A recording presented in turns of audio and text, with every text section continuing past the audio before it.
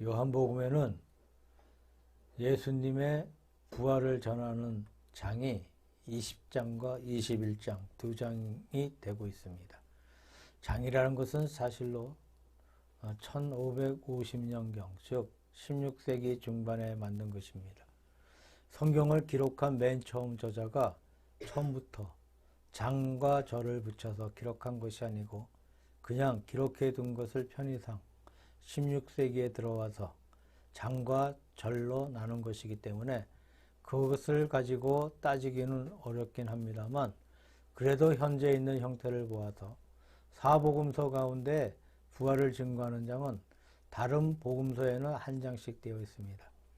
제가 지난주에 말씀드릴 때 20장 마지막에 있는 믿음의 복음이라는 그 부분이 바로 본서의 결론이라고 말씀드렸습니다. 도마가 믿지 않다가 믿게 된 사실을 중심으로 해서 기록한 모든 것은 우리에게 믿음을 주기 위함이고 믿음으로 영생을 얻기 위함이라는 것이 바로 결론적인 말씀이라는 것을 말씀드렸습니다. 요한복음 21장을 기록한 목적은 두 가지라고 보고 있습니다. 하나는 공간복음과 요한복음이 21장에 가서 잘 조화를 이루고 있습니다. 공간복음은 전체적으로 말해서 예수님의 이적 가운데 갈릴리 지방에서 이루어진 예수님의 이야기를 중심으로 되어 있고, 요한복음은 유대 지방에서 된 사실을 보다 더 앞세웠습니다. 예수님의 부활도 마찬가지인데 공간복음서에는 갈릴리 지방에서 나타내신 사실을 주로 기록하고 있고, 요한복음에서는 부활하신 후에 유대 지방에서 나타나신 사건들을 들고 있습니다만, 21장에서 요한복음도 갈릴리 지방에서 된 사실을 말함으로써 공간복음서와 조화시켜 보려는 것이 하나의 목적이었다고 볼 수가 있습니다. 또 하나의 목적은 요한의 운명에 대해서 폭넓은 오해가 많이 돌고 있었던 것 같습니다. 그것이 무엇인가 하면 요한은 예수 그리스도의 재림 때까지 죽지 아니한다고 하는 그런 말을 많이 돌고 있었습니다. 이 말이 왜 돌고 있었던 것인가? 그것은 뒤에 나오는데, 내가 올 때까지 저를 머물러 두게 하고자 할지라도 내게 무슨 상관이냐고 하신 예수님의 말씀에 근거를 둔 것입니다. 그러나 그건 가정법적인 말이지 진실로 그때까지 둔다는 말이 아니었습니다. 아마도 그 말씀의 의미는 베드로 너에게는 너의 길이 있다고 하는 내용을 분명하게 밝혀주는 것이 또 하나의 목적이 아닌가 생각해 봅니다. 아무튼 21장에는 부록적인 성격이 있습니다만, 디베라 바닷가에서 예수님께서 나타나신 그 사실이 본문 가운데 기록되어 있습니다. 디베라 바다라는 것은 물론 갈릴리 바다입니다. 이 갈릴리 바다에 대해서 신약 성경 가운데 이름이 3개가 나와 있는데, 누가복음 5장 맨 처음에 보면 게네사렛 호수라고 말씀하고 있습니다만, 게네사렛 호수라는 것은 구약 민수기 34장 11절에는 긴네렛 못이라고 되어 있습니다. 긴네렛이라는 말은 히브리 말로 검은 거라는 말인데, 갈릴리 바다에 생긴 모양이 꼭 검은 거 같이 생겼습니다. 그래서 검은 거 호수라는 그런 이름이 붙여 있는데, 긴네렛이란 그 말이 신약에 와서 와전되어서 게네사렛이 되었습니다. 그래서 먼저 게네사렛 호수라는 이름이 있고, 오늘 요한복음에는 디베라 바다라는 이름이 나옵니다. 갈릴리 호수의 한쪽에 가면 거기에 디베리아라고 불리는 한 도시가 있습니다.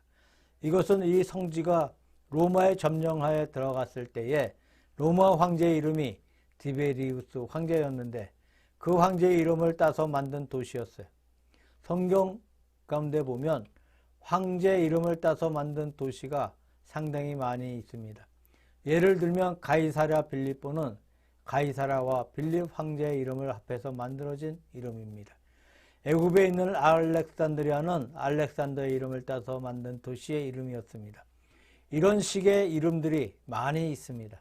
디베 티베리우스라는 것은 티베리우스 황제 이름을 따서 도시가 건립되어졌고 그 다음에 그 도시가 생긴 후에 호수도 티베리아 바다라고 불리게 되었습니다. 그러나 신약 시대에 보다 더 보편적으로 유대인들에게 보다 많이 알려져 있는 이름은 갈릴리 바다입니다.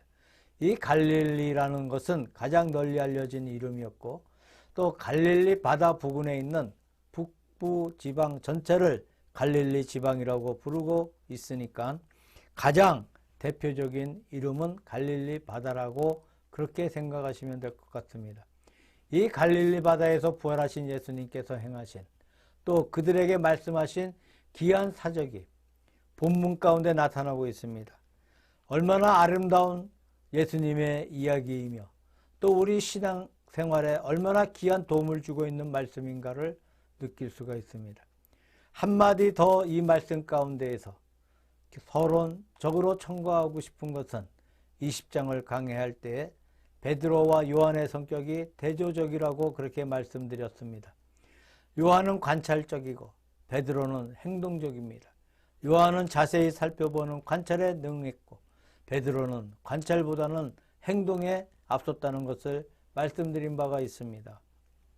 본문에서도 이 제자의 성격이 여전합니다. 이분들이 저 바다에서 고기를 잡고 있을 때에 예수님께서 저 언덕에 나타나셨는데 거리가 멀고 아직도 밟지 못했었는지 그들이 예수님을 알아보지를 못합니다. 그때 요한이 먼저 예수님을 알아보고 주님이시다 라고 말합니다. 요한이 관찰에 능하다는 말입니다. 이 말을 듣던 베드로는 옷을 벗고 있다가 옷을 입고는 그냥 바다에 뛰어들어가서 육지를 향해 헤엄칩니다. 예수님께로 가더라는 그런 말씀이 있습니다.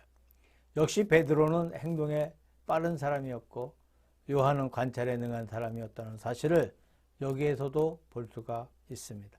그러면 갈릴리 바다에서 부활하신 후에 만나신 이 사건이 우리에게 주고 있는 교훈이 무엇인가를 한번 생각해 보려고 합니다.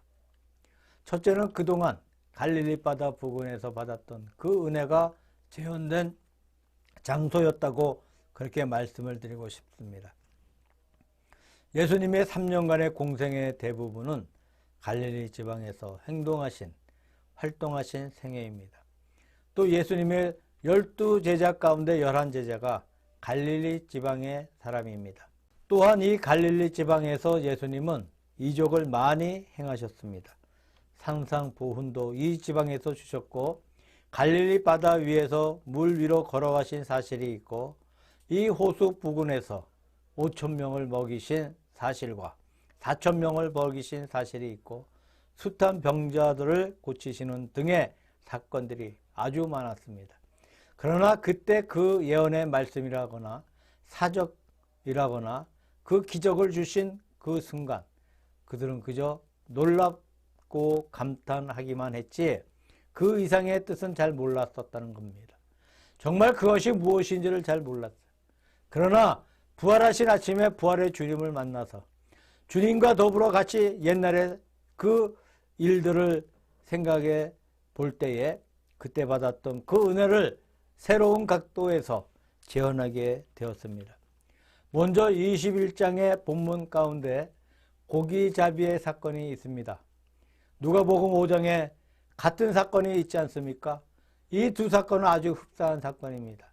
갈릴리 바다에서 예수님으로 말미암아 고기 잡은 사실이 있는데 아주 흡사한 사건이 나오고 있습니다. 두 사건이 다 같이 갈릴리 바다에서 밤새껏 수고해서 고기를 잡지 못한 아침에 예수님으로부터 말미암아 고기를 잡는 사건입니다. 이 두 사건이 다 같이 아침이 되어 고기를 잡지 못해 실망 가운데 예수님을 만났던 내용의 말씀입니다. 그런데 그 차이점이 무엇인가 하면 누가복음 5장에서는 예수님이 그 배 안에 타고 계셨습니다. 그 배를 타시고서 깊은 데로 가라고 말씀하셨어요. 본문에서는 예수님께서 배 안에 계신 것이 아니고 저 언덕 위에 계셨어요. 또 누가복음에는 깊은 데로 가서 그물을 내려 고기를 잡으라고 말씀하셨습니다. 그러나 오늘 본문에는 배 오른편에 그물을 던져 고기를 잡으라 그렇게 말씀하셨어요.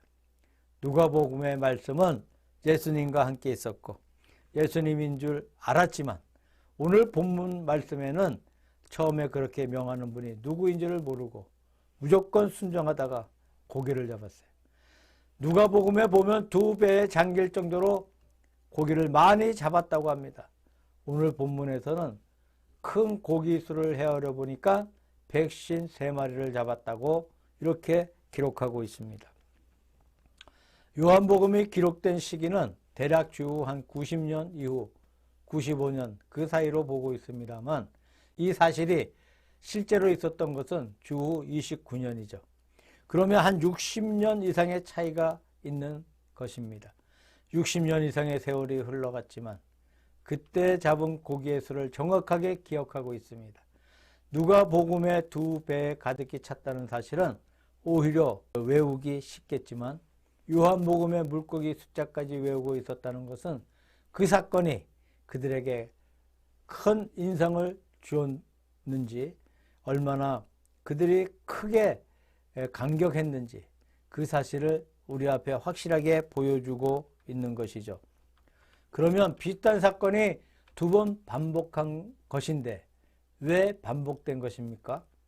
아마 이때 여기에 참석해 있던 제자들이 이 놀라운 기적을 다시 체험해 보면서 누가복음 5장에 있던 그 사건을 다시금 되새겨보지 않았겠느냐 하는 것입니다. 3년 전에 예수님을 더 말미암아 많은 고기를 잡았고 그것 때문에 예수님을 따라갔던 그 사실을 상상하지 아니할 수 없었을 것입니다. 바로 이것이 같은 사건을 다시 한번 반복하신 목적이다. 아마 이렇게 생각해 볼 수가 있습니다. 다시 말해서 3년 전에 갈릴리 바다에 있었던 그 큰 사건들, 그때에는 무심하다고 그럴까, 가볍다고 그럴까, 얕다고 그럴까, 그런 태도로서 그 사건을 대했지만 이제는 아주 깊은 생각에서 심각한 자세에서 그 사건을 다시 묵상해 보았을 것입니다. 예수님께서 부활하시기 이전에 제자들에게 거듭거듭 예언하시기를 예루살렘에 가서 거기에서 십자가에 돌아가시고 3일 만에 부활하셔서 갈릴리에서 너희를 다시 만나겠다. 갈릴리에서 너희를 보겠다고 그렇게 자주 말씀을 하셨습니다. 올림픽 개최국에서 올림픽을 마칠 때 마지막에는 어디에서 만나자란 그런 말이 있습니다. 그 다음에 개최지의 이름을 밝히고 어디에서 만납시다 하고 밝힌 후에 폐허가 됩니다만 마치 그것처럼 인상적으로 그들의 머리에 남아 있었던 것은 갈릴리에서 만나자는 것이었을 것입니다. 왜 만나자고 하신 것일까요? 은혜의 재현 때문에 그랬습니다. 재발견이라는 말이 있습니다만 사실 어떤 사건을 맨 처음 대하면 첫 인상이라는 것 때문에 아주 깊은 감명을 받습니다. 그러나 재발견, 재현상 또한 대단히 소중하다고 할 수가 있습니다. 예를 들면 저와 여러분들이 어떤 명작의 그림을 보았다고 하면 어떻습니까? 아주 좋은 음악을 들었다고 우리가 가정해 봅시다. 어떤 문학 작품을 읽었다고 가정해 봅시다. 처음 그것을 대할 때 굉장한 감동을 받았었습니다. 너무 좋아서 내가 다시 한번 더 보아야 되겠다고 하는 그런 감을 가지고 두 번째 보았습니다. 두 번째 자세히 보면 또 어떤 동작이라거나 또 어떤 말이라거나 반드시 처음에 보지 못한 사건이 나옵니다. 그래서 그 말의 깊이를 느끼면서 알게 됩니다. 또 세 번째 보면 또 다른 것을 느끼게 됩니다. 우리가 매일매일 성경을 보는데 오래 믿는 성도들은 성경을 적어도 수십 번씩 자꾸만 반복해 보지 않습니까? 볼 때마다 무엇인가 새로움을 발견하게 됩니다. 이것이 재발견의 은혜인 줄로 생각됩니다. 첫 인상이 소중하지만 동시에 재발견 또한 대단히 소중한 사실인 것입니다. 그래서 갈릴리에서 다시 만나자고 하신 이것은 은혜의 재발견, 은혜의 재현에 그 목적이 있었다고 그렇게 생각해 봅니다. 두 번째 말씀드리고 싶은 것은 여기에서 단순히 이적을 자세히 알 뿐만 아니라 이적의 뜻을 알았어요. 이미 부활을 말씀드리면서 여러 번 말씀을 드린 바 있습니다만 고린도전서 15장은 부활의 뜻을 자세히 설명해 주고 있습니다. 바울 사도가 예수 그리스도의 부활의 뜻이 무엇인가에 대해서 고린도전서 15장에 분명하게 밝히고 있습니다. 말하자면 부활에 관한 최대의 논문이라고 볼 수가 있죠. 사복음서에 있는 부활에 대한 기사는 예수 그리스도의 부활의 사실을 우리에게 전해주고 있습니다. 고린도전서 15장은 부활이 무엇을 뜻하고 있는가, 그 뜻이 무엇인가 하는 것을 우리에게 알려주고 있습니다. 우리가 같은 사건에 대해서도 뜻을 모르면 그 사건의 극히 일부분밖에 모르는 셈이 됩니다. 예를 들면 여행하는 분들이 어디로 여행을 했습니다. 어느 곳에 가니까 옛날에 비석이 있습니다. 그것이 참 오래된 비석입니다. 이끼가 끼어 있었고 오래되고 오랜 세월 비를 맞아서 그 모습이 많이 상해져 있습니다. 그 정도로만 보았습니다. 그러나 역사를 아는 분은 이 비석이 무슨 비석이다, 어느 시대에 지금부터 몇천 년 전에 세워진 비석이고 이 비석의 내용이 예를 들면 세종대왕의 업적을 말하고 있는 것이다 하는 사실을 알고 봅니다. 그렇게 알 때 그 비석은 굉장히 소중한 것이 되죠. 지금 애굽에 가면 오벨리스크라고 불리는 돌이 있습니다. 옛날 애굽의 숭덕비인데 굉장히 긴 돌로 만들어져 있고 애굽의 문화를 대언한다고 할 수 있는 그런 돌이죠. 이것을 세계에서 다 가지고 가서 영국에도 있고 미국에도 있고 프랑스에도 있고 사방에다 있습니다. 거기에는 신성문자라고 불리는 옛날 말이 기록되어 있고 하도 돌이 좋아서 가지고 가기는 했으나 거기에 기록되어 있는 그 말이 무슨 말인지 도무지 몰랐었습니다. 신성문자라고 하니 그저 애굽의 독특한 말 중에 하나이겠거니 그렇게 생각했는데 아프리카에서 어떤 분이 우연히 돌 하나를 주었는데 그 돌은 로제타라는 돌이었습니다. 이 로제트경이 발견했는데 거기에 3가지 말이 기록되어 있었다고 합니다. 옛날에 헬라 말이 있고 신성 문자가 있고 또 로마 말이 있었습니다. 이 돌을 발견한 후 자세히 연구를 했어요. 헬라 말은 다 알고 있으니까 연구해 보니 그것이 오벨리스크에 있는 신성 문자라는 것을 알게 되었습니다. 또 연구해 보았더니 오벨리스크에 있는 신성 문자를 해독할 수 있게 된 것입니다. 이 로제타 돌 덕분이었죠. 로제타의 석이라는 돌이 지금 대형 박물관에 보관되고 있습니다만 만약에 그 뜻을 몰랐다면 그것은 그저 조그만 돌에 지나지 않았을 것입니다. 그저 깨져 있는 돌, 아무 가치 없는 돌인데 연구를 해보니까 굉장한 보배였다는 것입니다. 굉장한 역사의 보배가 되어서 이것이 영국의 국보를 넘어서 세계의 보배로 현재 남아있음을 보게 됩니다. 우리나라의 함석헌 씨가 뜻으로 본 한국 역사라는 책을 썼어요.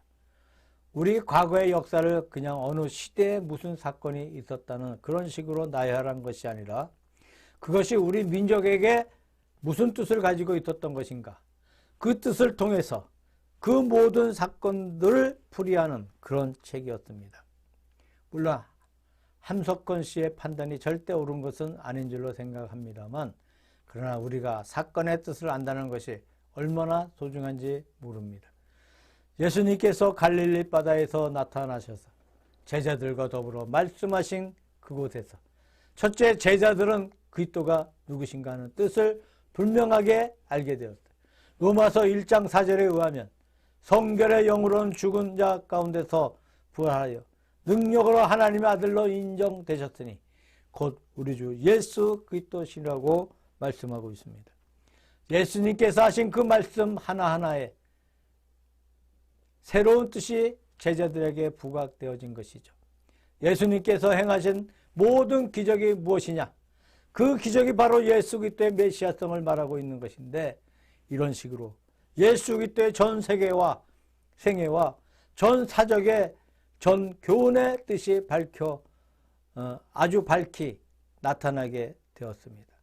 이것이 갈릴리에서 부활하신 예수님께서 제자들과 더불어 같이 만나신 큰 뜻이고 큰 목적이었다고 생각되어집니다. 그런 의미에서 이 지방에서 보이신 사건은 아주 소중한 사건이었다고 우리는 말할 수가 있습니다. 세 번째로, 이 갈릴리 바다에서 다시금 나타나신 예수님께서는 그들에게 확고한 사명을 주시고, 당신의 거룩한 사명, 당신의 거룩한 복음 선교의 사명을 제자들에게 계승시켜 주셨습니다. 단순히 그들을 만나신 것이 아니라 갈릴리 지방으로 부르신 것은 여기에서 예수 그리스도께서 그들에게 사명을 맡기시고 교회 건설의 큰 일을 맡겨주시기 위해서라는 것입니다. 마태복음 16장 18절에 보게 되면 베드로가 유명한 신앙 고백을 했을 때, 내가 이 반석 위에 내 교회를 세우리니 음부의 권세가 이기지 못하리라고 예수님께서 말씀하셨어요. 이 신앙 고백을 하는 모든 제자들을 통해 교회가 세워지고, 예수님께서 전 세계의 교회를 세우실 그때를 아득한 그때를 미리 예견하시고 예언해 주신 줄로 믿습니다. 마태복음 28장 17절에는 부활하신 예수님께서 갈릴리 지방에서 제자들에게 나타나셨을 때에 그들 중에 오히려 의심하는 자도 있더라고 했습니다. 오히려 의심하는 자가 있는데 예수님께서 너희는 가서 모든 백성으로 제자를 삼고 아버지와 아들과 성령의 이름으로 세례를 주고 내가 너에게 분부한 모든 것을 가르쳐 지키게 하라. 볼지어다 내가 세상 끝날까지 너희와 항상 함께 있으리라고 말씀하셨습니다. 예수님께서는 제자들이 완전하기 때문에 사명을 맡겨주신 것이 결코 아닙니다. 오히려 부족하고 연약한 면이 너무나 많이 있음에도 그들에게 예수님께서 왜 내가 의심을 하고 있느냐 하시며 야단치거나 그렇게 하지 아니하시고 무조건 사명을 맡겨 주셨다고 했습니다. 매우 뜻이 있는 그런 말씀입니다. 우리가 완전하게 되어져야 비로소 사명을 맡는 것이 아닙니다. 사명을 맡아 일하는 가운데 완전하게 될 수 있다고 저는 그렇게 믿고 있습니다. 우리는 다 부족하지만 하나님 앞에서 사명을 받아 일하는 가운데 점점 우리 자신들이 완전하게 온전하게 될 수 있다는 그 사실을 알 수 있다고 생각합니다.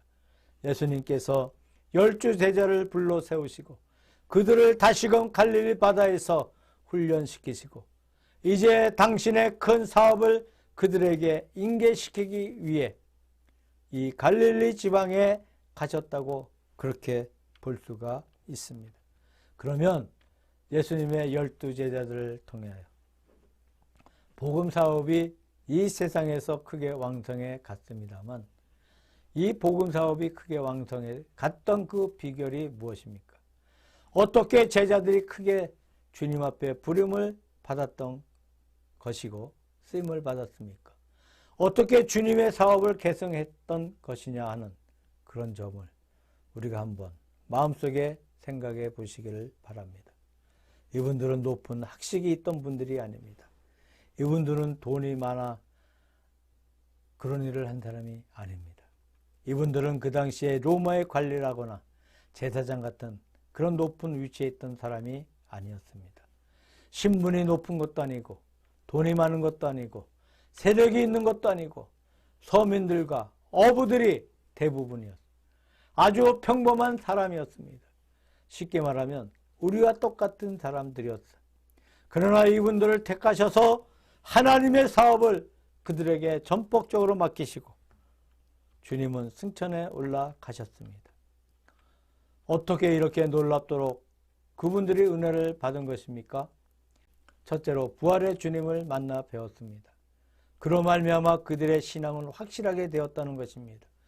부활의 사실을 여기에 기록한 것은 너희로 하여금 예수께서 하나님의 아들 그리스도이신 것을 믿게 하려 함이 이것입니다. 이 말씀에 근거하여서 믿음의 확실한 기초는 다름 아닌 부활이었음을 밝히고 있습니다. 부활 이전의 그 믿음은 지극히 연약한 상태였지만 예수 그리스도의 부활을 체험한 후에 그들은 확고한 믿음 상태에 들어갔던 것입니다. 다시 말해서 거듭난 믿음 속에 들어간 줄로 믿습니다. 두 번째로 그들은 예수 그리스도의 하신 모든 말씀과 모든 행적을 확실하게 믿었어. 어떻게 예수 그리스도의 부활하신 그 사실에서 그 말씀을 상고해보고 그 행적을 상고해보고 그 모든 생활을 상고해보는 가운데 그 뜻을 확실하게 알게 된 줄로 믿습니다. 우리가 주의 거룩한 비타에서 확실하게 아는 것이 사명을 맡는 동기인 줄로 생각됩니다. 세 번째로 이들은 전적으로 주님을 의지하게 되었습니다. 과거에도 주님을 의지했지만 자기들의 이해 타산이 먼저 앞서 있었습니다. 그래서 누가 크냐 하는 다툼을 하게 되었고 예수를 따라다니면 무슨 소득이 있겠다는 그런 생각도 했습니다. 가장 걱정스러운 사람이 가롯 유다였는데 그런 돈을 탐해서 결국 탈락되고 말았어요. 다른 모든 제자들의 마음속에도 그런 욕심이 은근히 많이 있었습니다. 그러나 부활하신 후에 그들은 확실하게 주님을 의지하게 되었고 물질을 의지하지 않고 자기의 능력을 의지하지 않고 전적으로 주님을 의지한 줄로 믿습니다. 그래서 이들에게 사명을 맡길 수 있는 그런 놀라운 하나님의 큰 축복을 받은 줄로 믿습니다. 지금도 예수 그리스도의 사업을 계승한다는 것은 우리가 세상에서 어떤 가지고 있는 것이 많기 때문이 아닌 줄로 생각합니다. 첫째, 우리가 주님을 확실하게 믿는 확고한 신앙이 필요합니다. 그 다음에 우리가 거듭나는 그 믿음을 가지는 것이 필요하다는 거예요. 그 다음에 참으로 주님의 교훈과 주님의 뜻을 올바르게 아는 것이 필요한 것입니다. 그 다음에 전적으로 주님을 의지하는 것이 필요합니다. 세상에서의 인간의 역사는 소수의 엘리트에 의해서 움직인다는 말이 있습니다. 지금 전 세계에 약 70억의 사람들이 살고 있습니다만 이 70억이 다 같이 잘 되어야 세상이 잘 되는 것이 아니라 소수의 엘리트들이 이 세상을 좌지우지한다는 그런 이야기예요. 기독교 교회도 그렇습니다. 처음에 남아있던 11사람인 갈릴리 사람들. 이 사람들이 예수께서 남기신 엘리트였습니다. 어떤 묵상가는 말하기를 예수 그리스도의 33년간의 생애를 통하여 남기신 총 유산이 무엇인가? 11사람의 갈릴리 사람이었다. 11사람의 갈릴리 사람이 예수 그리스도께서 땅에 오셨던 그 목적을 달성하기 위해서 남기신 총 유산이었다. 이 사람들로 말미암아 그 다음에 교회가 이렇게 크게 확장되어가는 놀라운 역사가 이루어졌다고 했습니다. 말하자면 이들은 예수 그리스도의 복음 선교의 엘리트였습니다. 그런데 세상의 엘리트들은 머리가 좋은 분들입니다. 공부를 잘하는 분들입니다. 우수한 사람들입니다. 그러나 예수 그리스도의 제자들은 머리가 좋은 사람들이 아니었어요. 오직 확고한 믿음을 가지고 전적으로 예수님을 의지하는 11사람으로 말미암아 복음이 전 세계에 파급되어 갔습니다. 갈릴리는 참으로 영원한 고향이라고 할 수가 있지 않겠습니까? 이분들에게는 첫째, 그들의 육적인 고향이 갈릴리 지방이었어요. 갈릴리 지방에서 태어났고 여기에서 성장했고 여기에서 예수님을 만났고 여기에서 주님을 따라갔던 고향이었어요. 두 번째로 그들에게 갈릴리 지방은 예수님을 만난 신앙의 고향이었어요. 여기에서 처음 예수님을 만났고 예수님의 기적을 보았고 예수님의 부르심을 받았습니다. 그러나 부활하신 아침에 다시 갈릴리 지방에 옴으로써 영적으로 다시 예수님을 만났던 것이 또한 갈릴리 지방이었어요. 그런 의미에서 그들의 마음속에 영원히 기억할 곳이 바로 갈릴리 지방이었다고 말할 수가 있습니다. 얼마 전에 한국의 특별 순례단들이 모집이 되어서 성지 순례를 갔었다고 합니다. 그때 이야기를 들어보니까 저 갈릴리 바다에 가서 기독교 방송국의 모 사장님이신 목사님이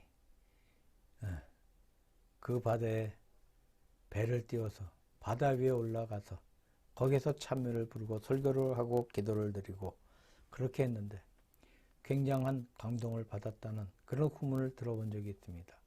아마 그랬을 것이다. 그렇게 혼자 생각해 본 적이 있습니다. 갈릴리 지방에 가서 그 바다를 보면 참으로 기분이 좋다고 합니다. 제가 잘 아는 목사님께서 성지에 갔을 때 이 갈릴리 바다를 맨 처음 본 그때를 지금도 기억하고 있다고 합니다. 관광버스를 타고 어떤 산 기슭을 돌아가는데 안내하는 사람이 타고 있는 일행들에게 다 눈을 감으십시오 이렇게 말했다고 합니다. 물론 그 사람들은 영문도 모르고 눈을 감았다고 합니다. 눈을 감고 한참 갔는데 그분이 뭐라고 설명하더니 갑자기 이제 눈을 뜨라고 합니다. 그래서 눈을 뜨니까 호수가 그들 눈앞에 가득 전개되어 있었다는 말을 들은 적이 있습니다. 이것이 갈릴리 바다입니다. 지상에서 가장 신성한 바다입니다 라고 흥분하면서 그분이 설명하는데 사실 하나도 귀에 들어오지 않았다고 해요. 참으로 눈을 감고 떴을 때 갈릴리 바다를 본 그 감격이 너무나 컸기 때문에 온몸이 마비가 됐다고 또 마취가 됐다고 하는 그런 감정을 느끼면서 넋을 잃고 바다를 바라보았던 그런 추억을 지금도 가지고 있다고 합니다. 참으로 아름다운 바다, 단순히 아름다운 바다인 것이 아니고 뜻이 깊고 아름다운 바다입니다. 예수님께서 부활하신 아침에 갈릴리 바다에 나타나셔서 제자들을 만났어요. 우리는 육적으로 부활하신 주님을 갈릴리 바다에서 만나 뵙지 못했지만 영적으로 우리의 마음속에 갈릴리 바다의 그 조건 하에서 주님을 만나 뵙기를 바랍니다.